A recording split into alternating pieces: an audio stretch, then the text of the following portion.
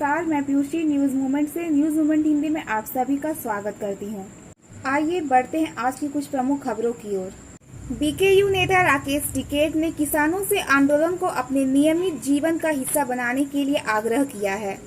NJCS में cell कर्मियों के वेतन समझौते को लेकर फिर नहीं बनी बात। शनिवार को पीएम नरेंद्र मोदी की एक उच्च स्तरीय बैठक हुई।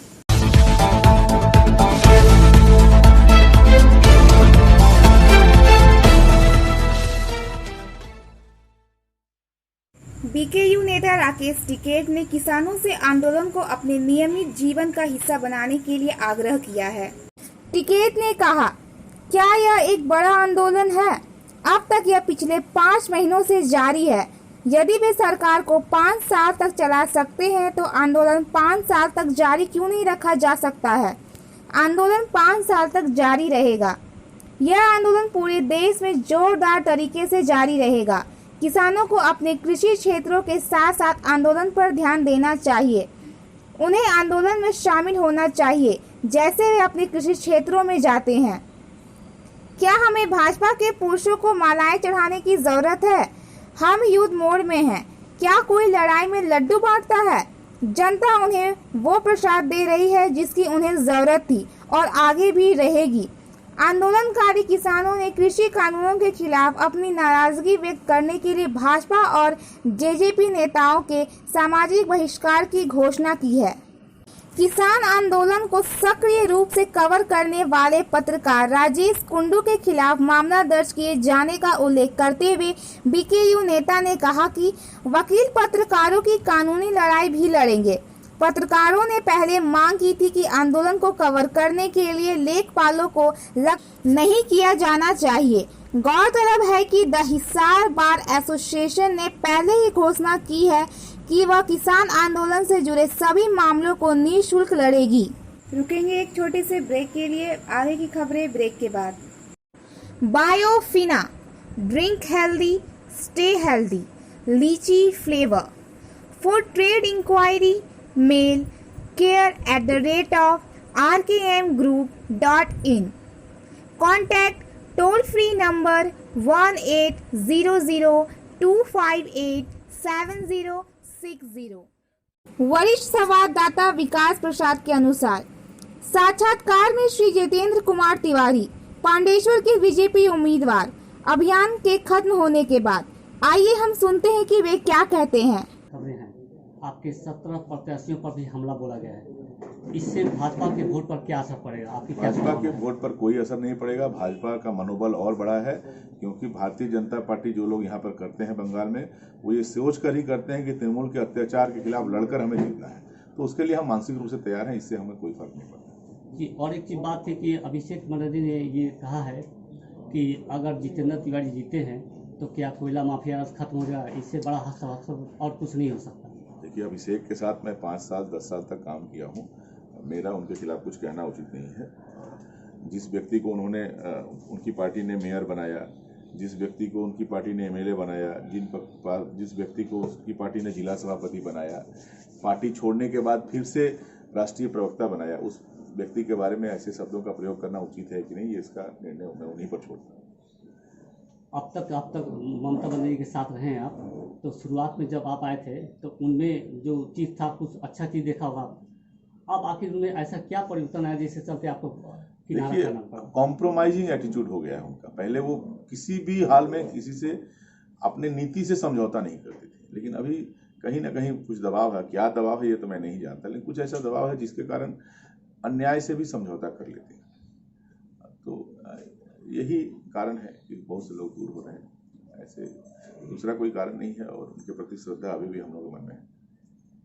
चुनाव जीतने के बाद इस क्षेत्र में क्या परिवर्तन लाना चाहेंगे या क्या आपकी प्राथमिकता होगी? देखिए, केंद्रीय सरकार की जो योजनाएं हैं जिनको हम यहाँ लागू नहीं कर पाए, जिस स्मार्ट सिटी हमारा बनाना था वो नहीं कर पाए, एक के बाद एक बड़ी सब योजनाएं हैं जो केवल राज्य सरकार और केंद्र सरकार की लड़ाई के कारण यह शहर वंचित हो जाता है। तो उससे हम इस शहर को निजात दिलाएंगे और केंद्र सरकार की जो बड़ी बड़ी योजनाएं हैं किसी शहर को आगे ले जाने के लिए, उस सारी योजनाएं यहाँ लागू। रुकेंगे एक छोटे से ब्रेक के लिए, आगे की खबरें ब्रेक के बाद। सफलता की शुरुआत सिर्फ मोशन के साथ। Motion Open Scholarship Test for class 7th to 12th student. Get up to 50% scholarship for session 2021 to 22 at Durgapur. And for more details, please contact 9434 822. NJCS में सेल कर्मियों के वेतन समझौते को लेकर फिर नहीं बनी बात। अब सीटू, एचएमएस, एटक एवं अन्य यूनियनों ने 6 मई को इस्पात उद्योग में हड़ताल का आह्वान किया है। सेल चेयरपर्सन के साथ केंद्रीय यूनियन नेताओं की वर्चुअल बैठक में सेल चेयरपर्सन सोमा मंडल ने बैठक के दौरान कहा कि कंपनी 15% एमजीबी, 35% वेरिएबल पर्क्स तथा 9% पेंशन फंड में नहीं दे पाएगी। उन्होंने एमजीबी को 10 से बढ़ाकर 11% करने का प्रस्ताव दिया, वहीं 10% फिक्स पर्क्स पर अड़ी रही। उन्होंने यूनियनों से हड़ताल वापस लेने का आग्रह भी किया। यूनियनों ने प्रबंधन का प्रस्ताव ठुकरा दिया। सीटू से संबंध steel workers federation of India महासचिव ललित मोहन मिश्रा ने कहा कि हम कम से कम पिछले एमजीबी 17%, 35% पर्क, 9% पेंशन के पक्ष में हैं। हमारे दावे और अन्य यूनियनों के बीच एकमात्र अंतर यह है कि हम कम से कम 17% एमजीबी और 5 साल की अवधि का समर्थन करते हैं। बाकी के दावे के साथ हम एक और संघ 35% पर्क, 9% पेंशन के साथ रहने के लिए सहमत है, लेकिन प्रबंधन के अड़ियल रुख को देखते हुए आंदोलन के सिवा विकल्प नहीं है। 6 मई को सीटू, एटक, एचएमएस एवं अन्य यूनियनें हड़ताल करेंगी। सेल कर्मियों के समझौता पर नहीं बनी बात। वहीं बीएमएम ने भी कहा कि एमजीबी और फ्रिंज बेनिफिट किसी भी हाल में एग्जीक्यूटिव से कम मंजूर नहीं होगा। प्रबंधन जल्द इसे सुलझाए, वरना वह लोग अपने निर्धारित आंदोलन पर चलेंगे। शनिवार को पीएम नरेंद्र मोदी की एक उच्च स्तरीय बैठक हुई। पीएम नरेंद्र मोदी ने ऑक्सीजन की आपूर्ति और ऑक्सीजन से संबंधित उपकरणों को बढ़ाने के उपायों पर शनिवार को एक उच्च स्तरीय बैठक की अध्यक्षता की। बैठक के बाद भारत सरकार ने एक बयान में कहा कि मूल सीमा शुल्क, ऑक्सीजन और ऑक्सीजन से संबंधित उपकरणों पर स्वास्थ्य उपकर माफ कर दिया गया है। सरकार के बयान में यह भी कहा गया कि कोविड टीकों के आयात पर मूल सीमा शुल्क को तत्कालीन 3 महीने के लिए छूट दी जानी है। भारत ने लगातार तीसरे दिन 3 लाख कोविड-19 मामले दर्ज किए। केंद्रीय स्वास्थ्य मंत्रालय द्वारा जारी आंकड़ों के अनुसार पिछले 24 घंटों में 3,86,786 नए मामले और 2,624 मौतें हुई। इसके साथ भारत की कुल कोविड रैली 1,66,10,481 हो गई है। देश में अब तक 1,89,544 मौतें हुई हैं। दूसरी ओर पश्चिम वर्धमान जिले में कोरोना लगातार रिकॉर्ड बनाकर कहर बरपा रहा है। बीते 24 घंटे में करीब 643 संक्रमित पाए गए तथा 2 की मौत हो गई है। शुक्रवार शाम जारी कोरोना बुलेटिन के अनुसार बीते 24 घंटे के दौरान जिले में अब तक का सर्वाधिक 643 संक्रमित एक दिन में पाए गए तथा 2 संक्रमितों की मौत हो गई। अब तक के कुल संक्रमितों की संख्या 22,699 पहुंच गई है। वहीं अब तक 18,971 संक्रमित स्वस्थ हुए हैं। 187 संक्रमितों की मौत हो चुकी है। जिले में कुल सक्रिय संक्रमितों की संख्या 4,184 पहुंच गई है। बीते 4 दिन में 7 लोगों की मौत जिले में हो चुकी है। वहीं 4 दिन में 2,500 से अधिक संक्रमित पाए गए हैं। शुक्रवार को आसनसोल महकामा में इलाज के दौरान कोरोना संक्रमितों की मौत हो गई। आसनसोल उत्तर थाना अंतर्गत कल्याणपुर हाउसिंग निवासी 58 वर्षीय महिला को इलाज के लिए आसनसोल जिला अस्पताल में भर्ती कराया गया था। शुक्रवार को उसका रिपोर्ट पॉजिटिव आने से उसे दुर्गापुर के सनाका अस्पताल ले जाने के क्रम में रास्ते में उनकी मौत हो गई। बांकुड़ा के शालतोड़ निवासी 64 वर्षीय व्यवसाय बराकर में किराए के घर में रहते थे। बीते 4 दिनों से बुखार, सर्दी, खांसी एवं सांस लेने में परेशानी होने के कारण आसनसोल जिला अस्पताल में इलाज के लिए भर्ती कराया गया था। उनका कोरोना जांच किया गया। इलाज के दौरान शुक्रवार की सुबह अस्पताल में मौत हो गई। मौत के बाद रिपोर्ट पॉजिटिव आई। जिले में कोरोना के बढ़ते संक्रमण के मद्देनजर मरीजों की सुविधा के लिए जिला प्रशासन ने फिर से सेफ होम चालू किया है। एक ओर जहां कोरोना संक्रमण तेजी से बढ़ रहा है, वहीं दूसरी तरफ अस्पतालों में बेड की काफी कमी हो गई है। अस्पतालों पर बढ़ते बोझ को कम करने के लिए जिला प्रशासन ने जिले के विभिन्न इलाकों में कुल 400 बेड का सेफ होम चालू किया है। जिला शासक अनुराग श्रीवास्तव ने बताया कि आसनसोल क्षेत्र में 300 एवं दुर्गापुर क्षेत्र में 100 बेड के सेफ हाउस बनाए गए हैं। आसनसोल में ESI hospital nursing training centre में 80 बेड का सेफ हाउस बनाया गया, जिसे गुरुवार से चालू कर दिया गया है। BNR स्थित आसनसोल नगर निगम गेस्ट हाउस में 50 बेड का सेफ हाउस 27 अप्रैल से प्रारंभ किया जाएगा। श्रीनगर कम्युनिटी सेंटर आसनसोल में 30 बेड, आसनसोल इंडोर स्टेडियम में 40 बेड, गुरु गोपी राम कैंसर अस्पताल सीतारामपुर में 40 bed, Shripur high school Jamuria में 30 बेड, रानीगंज के माइनिंग कॉलेज गर्ल्स हॉस्टल में 30 बेड, दुर्गापुर स्थित बोकारो हॉस्टल में 50 बेड एवं chest ward DSP main hospital में 50 बेड के सेफ हाउस बनाए गए हैं।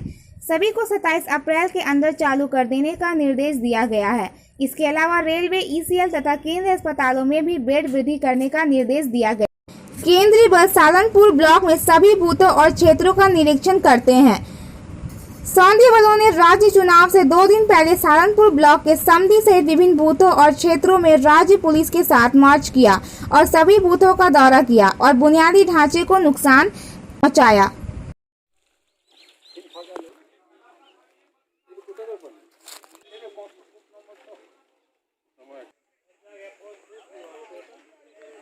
सबसे ऊपर आप फिर आगे चल रहे हो।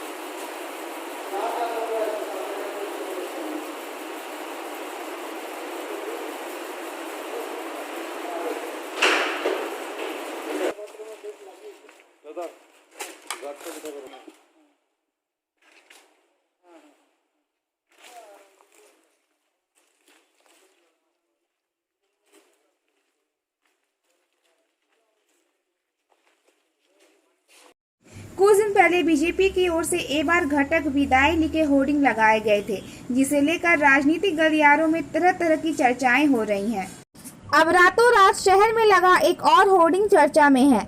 आसनसोल नागरिक वृंद की ओर से लगाए गए इस होर्डिंग में बांग्ला में 4 लाइन लिखे हुए हैं, जिसका अर्थ होता है कि जंगली जानवर जंगल में सुंदर लगते हैं, शिशु माँ के गर्भ में, सज्जन लोग राजनीति में सुंदर होते हैं, समाज विरोधी हाजत जेल में। शहर के चिड़ी डांगा, भगत सिंह मोड़ एवं इसके आसपास से होर्डिंग लगाए गए हैं। माना जा रहा है कि एक बार घटक विदाई के जवाब में यह होर्डिंग लगाए गए हैं। इसके माध्यम से एक तीर से 2 निशाना साधा गया है। एक और जहां होर्डिंग का जवाब होर्डिंग दिया गया है, वहीं TMC ने अपने प्रतिद्वंदी उम्मीदवारों को भी चुनाव से पहले निशाने पर लिया है। बांग्ला झारखंड सीमा पुलिस प्रशासन की सख्त निगरानी। कुल्टी पश्चिम बंगाल में 7वें विधानसभा का चुनाव 28 तारीख को है और इसे देखते हुए चुनाव आयोग और कुल्टी ट्रैफिक गार्ड और कुल्टी पुलिस स्टेशन की चौरंगी चौकी की पुलिस संयुक्त रूप से बंगाल और झारखंड में लड़कियों की जांच कर रही है। सीमा दुबेरी चौकी इस संबंध में SST के टीम अधिकारी ने कहा कि आज से सीमा क्षेत्र में एक खोज शुरू की गई है ताकि विधानसभा चुनाव के दिन कोई भी बाहरी व्यक्ति बंगाल में प्रवेश न कर सके। 2 पहिया और 4 पहिया वाहनों को रोककर तलाशी ली जा रही है। सूत्रों के मुताबिक शांतिपूर्ण चुनाव करने के लिए नाका चुनाव आयोग और प्रशासन की संयुक्त पहल है।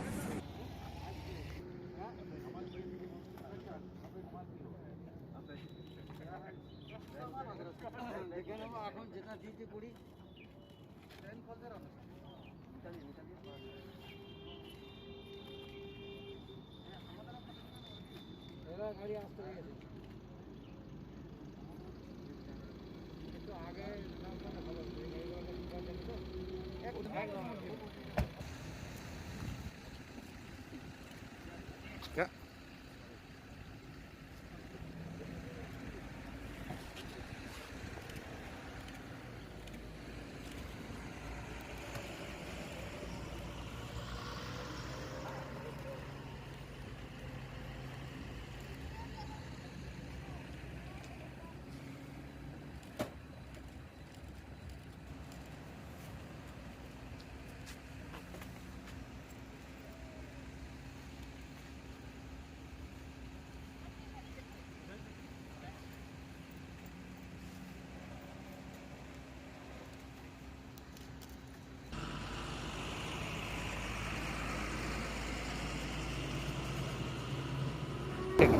আজকে নাকা চেকিং না, এটা 1.5 মাস ধরে চলছে।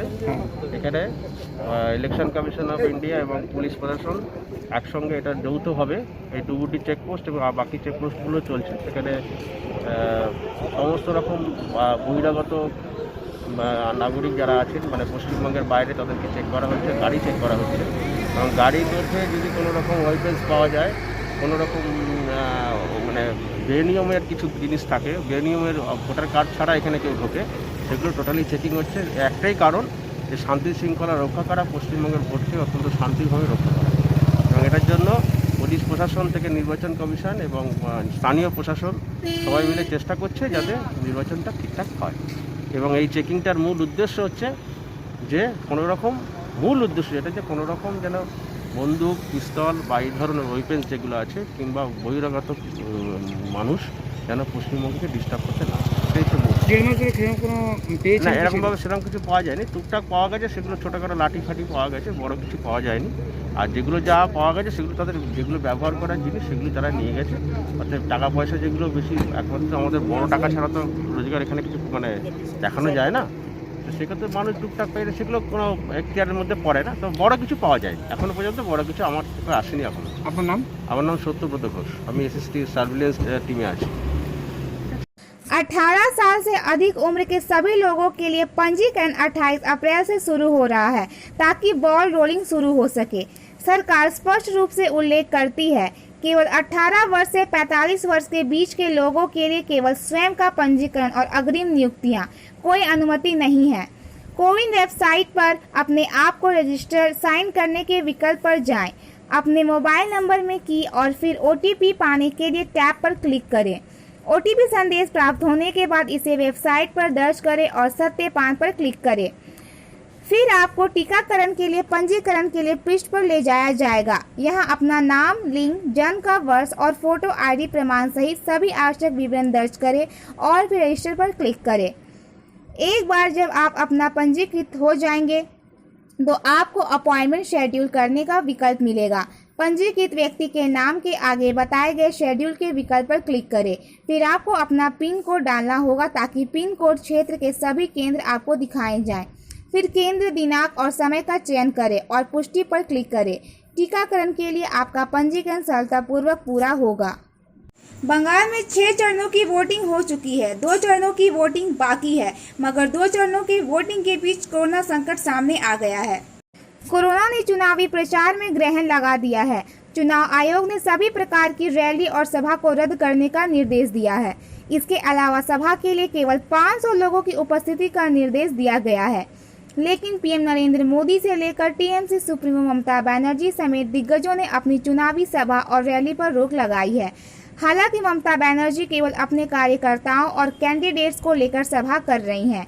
बोलपुर में आज कार्यकर्ताओं की सभा में TMC सुप्रीमो ममता बनर्जी ने वीरभूम के कदावर TMC नेता और जिला अध्यक्ष अनुव्रत मंडल को लेकर बड़ा ऐलान किया। ममता बनर्जी ने कहा, अगर इस बार भी अनुव्रत मंडल को नजरबंद किया जाएगा तो वो चुप नहीं बैठेंगी, वो इस मामले को लेकर कोर्ट में जाएंगी। बता दें कि वीरभूम में चुनाव से पहले अनुव्रत मंडल को केंद्रीय एजेंसी आयकर विभाग ने नोटिस भेजा है। अनुव्रत और उनके रिश्तेदारों पर बेनामी संपत्ति रखने का आरोप है। आज बोलपुर की कार्यकर्ता सभा से ममता बनर्जी ने कहा, हर बार ही चुनाव के दौरान अनुव्रत मंडल के साथ दुर्व्यवहार किया जाता है। अनुव्रत मंडल को नजरबंद कर दिया जाता है। किसी को भी नजरबंद करना अपराध है। ममता बनर्जी ने कहा, अगर इस बार भी अनुव्रत मंडल को नजरबंद किया जाएगा तो वो कोर्ट जाएंगी। इसके अलावा सभा में ममता बनर्जी ने चुनाव आयोग और सेंट्रल फोर्स पर भी निशाना साधा है। सेंट्रल फोर्स पर अब तक बीजेपी के इशारे पर गोली चलाने का आरोप लगा रही थी। अब उन पर बंगाल में कोरोना संक्रमण फैलाने का भी आरोप ममता बनर्जी ने लगाया है। मालूम हो कि 8वें चरण में वीरभूम सहित 4 जिलों में वोटिंग होनी है। ममता बनर्जी वीरभूम स्थित प्रसिद्ध तारापीठ मंदिर गई, मां तारा की पूजा अर्चना की। तृणमूल नेता पर लगा मानवाधिकार एसोसिएशन कार्यालय के सामने बने कंस्ट्रक्शन को पैलोडर से तोड़ने का आरोप। अंडाल थाना क्षेत्र के काजोड़ा 5 नंबर के पास सड़क किनारे मानवाधिकार एसोसिएशन कार्यालय का निर्माणाधीन 4 दीवार को काजोड़ा अंचल तृणमूल कांग्रेस के अंचल अध्यक्ष व काजोड़ा ग्राम पंचायत के पंचायत सदस्य मलय चक्रवर्ती ने बिना कोई नोटिस या जानकारी का खुद मौजूद रहकर पहले लोगों से तोड़वाया, उसके बाद पिलर तोड़ने के लिए पैलोडर बुलाकर तोड़ दिया गया। मानवाधिकार एसोसिएशन के अध्यक्ष डॉक्टर डी के साव ने घटना की लिखित शिकायत अंडाल थाने में दर्ज कराई है। उन्होंने कहा, जब तोड़ने का कारण पूछा गया तो उन्होंने कहा, आपका बनाया हुआ कंस्ट्रक्शन अवैध है, आपको तृणमूल कांग्रेस कार्यालय में बैठक करने बुलाया गया। इसके लिए आपको तहे दिल से धन्यवाद। आज सुबह जो है 10:30 बजे लगभग हमारा ये कार्यालय अंतर्राष्ट्रीय मानवाधिकार एसोसिएशन 7-8 वर्षों से ईमानदारी और निष्ठापूर्वक काम कर रही है और लगभग 8-10 दिनों से कार्यालय के सामने সকালে যে ঘটনাটা হলো মানবাধিকার অফিসে সেই ব্যাপারে আপনি কি বলতে চান? মানবাধিকার অফিসের বাইরে যে জায়গাটা আছে সেটা টোটালি সরকারের বা রোডের জায়গা। রোডের জায়গাটা ওখানে এনকোচ হচ্ছিল কনস্ট্রাকশন করে, হঠাৎ ইলেকশনের পিরিয়ডে যখন এই করোনা পিরিয়ডে কোর্ট আর সমস্ত কিছু বন্ধ আছে তখন ওই জায়গাটাকে এনকোচ করছিল, যার ফলে আমাদের। आसनसोल जिले के 9 विधानसभा सीटों पर 26 अप्रैल को होने वाले चुनाव को लेकर तैयारियां लगभग पूरी हो चुकी है। जिले के 5 DCRC से ईवीएम एवं मतदान कर्मी भेजे जाएंगे। डीएम अनुराग श्रीवास्तव ने प्रेस कॉन्फ्रेंस में कहा कि जिले में 9 सीटों पर 64 प्रत्याशियों के लिए 22 लाख से अधिक मतदाता वोट डालेंगे। जिले में 3064 बूथ संवेदनशील हैं, इनमें आधे से अधिक संवेदनशील हैं। वहीं सभी बूथों पर केंद्रीय बल रहेंगे। उन्होंने कहा कि मतदाताओं को मास्क पहनकर आना अनिवार्य है। मतदान बूथ पर सिर्फ एक दस्ताना दिया जाएगा। वहीं सुरक्षा के मद्देनजर सतर्कता बढ़ा दी गई है। जिले के पुलिस पर्यवेक्षक मेनुल इस्लाम, सामान्य पर्यवेक्षक राजेश कुमार त्यागी ने पश्चिम वर्धमान एवं बीरभूम सीमा का निरीक्षण कर सुरक्षा व्यवस्था का जायजा लिया। पश्चिम वर्धमान जिला एक नजर में। कुल विधानसभा क्षेत्र 9, कुल प्रत्याशी 64, कुल मतदान बूथ 3064, मुख्य मतदान बूथ 2446, सहायक मतदान बूथ 618, कुल सेक्टर 204, कुल मतदाता 22,35,816, पुरुष मतदाता 11,48,625, महिला मतदाता 10,87,144, अन्य मतदाता 47, कुल मतदान कर्मी 14,095। आज का सुविचार, सच्चे साथ देने वालों की बस एक ही निशानी है, वो जिक्र नहीं करते, हमेशा फिक्र ही किया करते हैं। देखने के लिए धन्यवाद। कृपया हमारे चैनल को लाइक, शेयर और सब्सक्राइब जरूर करें।